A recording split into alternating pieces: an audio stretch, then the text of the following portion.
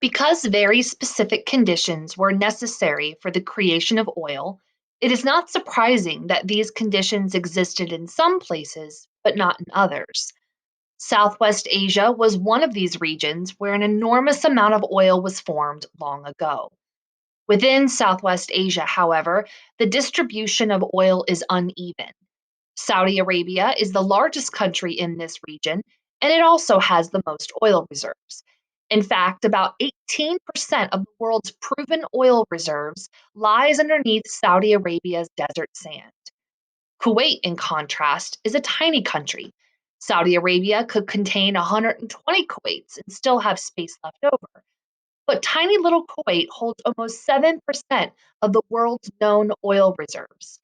Other countries in Southwest Asia, such as Syria and Yemen, have less oil, but they still have more oil than most other countries in the world.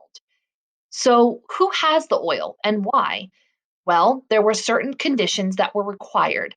One, this long ago ancient area had to be covered by a shallow ocean or water where tiny plants and animals once existed, lived, and died.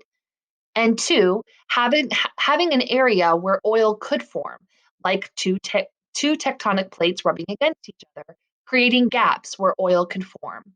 And when you look at Southwest Asia, this area had both of those situations millions of years ago. And that is explaining why there's so much oil found here and other places not so much in parts of the world.